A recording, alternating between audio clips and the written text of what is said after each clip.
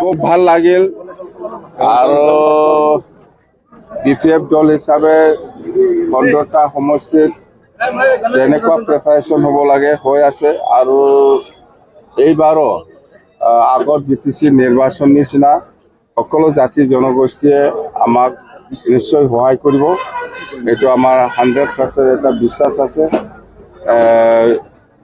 আৰু আমাৰ যিখিনি কেণ্ডিডেট ডিক্লাৰেশ্যনৰ কথা সেইটো 3-4 দিনৰ ভিতৰত আমি ফাইনেলাইজ কৰিম। সেইটো আমি PMB বহি পেলাই অতি সোনকালে কেণ্ডিডেটটো আমি ঠিক কৰিম।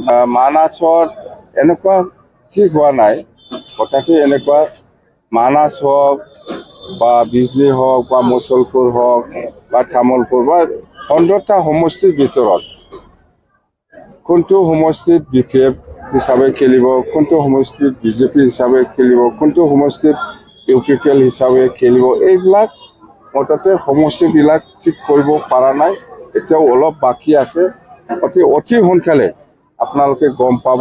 মুঠতে কথাটো হ'ল কেণ্ডিডেট যোনেই নহওক, প্ৰাৰ্থী বিজেপি হ'ব পাৰে, BPF হ'ব পাৰে বা UPPL হ'ব পাৰে। মুঠতে 15টা সমষ্টিত NDA হিচাপে গঠাই দিয়াটো আমাৰ দায়িত্ব। এই হিচাপত আমি কাম কৰি আছোঁ। আমাৰ BTCটো আমি আলোচনা কৰিম। ষ্টাৰ কেম্পেইনাৰ নিশ্চয় আহিব, বাহিৰৰ পৰা কোনোবা এজন দুজন নিশ্চয় আহিব লাগিব। আমি PMBতে এইটো ঠিক কৰিব। মুঠতে 3 দিনৰ ভিতৰত আমাৰ PMB হৈ আছে। আমাৰ হাউলি গেষ্ট হাউচতে হ'ব 3-4 দিনৰ ভিতৰতে। তেতিয়া ফাইনেল পৰ্যায়ত আমি আহিব পাৰিম। চন্দন ব্ৰহ্ময়ে যোগদান কৰে নকৰে আমি আজিৰ দিনত মই ক'ব নোৱাৰোঁ। মুঠতে আমি দলৰ পৰা কৈ আছোঁ যে যোনেই নহওক চবে আমাৰ BPFত জাগা আছে। আহক, আমি একেলগে কাম কৰিম। BTC উন্নয়নৰ স্বাৰ্থত।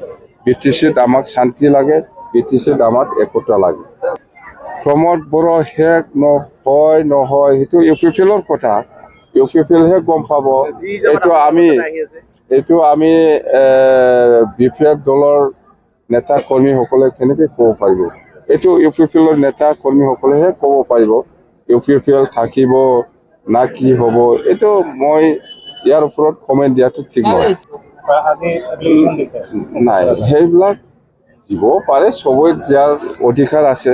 কিন্তু টিকেট পোৱা নোপোৱা সেইটো আমাৰ দলত আলোচনা হ'ব। UPPLক দিয়ে না BJPক দিয়ে না BPF দিয়ে না কংগ্ৰেছক দিয়ে, সেইটো মাইনৰিটি মানুহে চিন্তা কৰি। ইলেকশ্যনৰ সময়ত, নিৰ্বাচনৰ সময়ত চবে চেষ্টা কৰে এজনে এজনক ডাউন দিবৰ কাৰণে। এইটো চব পলিটিকেল পাৰ্টিতে থাকে। একজনে একজনক গালি দিয়া, যেনিবা কোনোবা কমিউনিটিৰ ওচৰত যাই পেলাই কিবা দোষ দিয়া, সেইবিলাক ৰাজনীতিত হয়। যেতিয়া নেকি ইলেকশ্যন আহিব সেইবিলাক হ'বই। কিন্তু প্ৰেক্টিকেলি BPF হিচাপে কোন জাতিৰ এগেইনষ্টত আমি কেতিয়া মাত দি আহিছে, কোন জাতিৰ অলকট সময় মানে দুখ সময়ত কোন পলিটিকেল পাৰ্টিয়ে কাক কেনেকৈ সহায় কৰি আহিছে সেইটো পাব্লিকে জানে। মাইনৰিটিৰ ক্ষেত্ৰত কেতিয়াবা নাকি কিবা যদি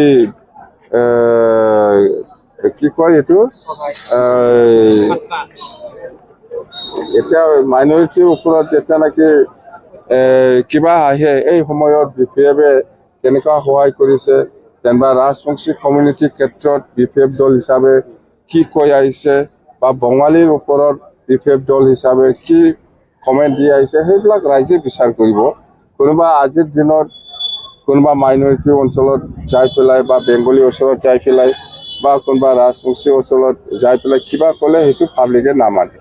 প্ৰেক্টিকেলি BPF দল হিচাপে মাইনৰিটিৰ ওপৰত আমি কি কৰিবৰ কাৰণে ডিচিশ্যন লোৱা আছে। ৰাজবংশী হওক, বৰ্ষা হওক, মুঠতে সকলো জাতি জনগোষ্ঠীৰ কাৰণে BPFে কেনেকুৱা মাত দি আহিছে সেইটো সকলো ৰাইজে জানে। এই হিচাপত আমি কাম কৰি আছোঁ।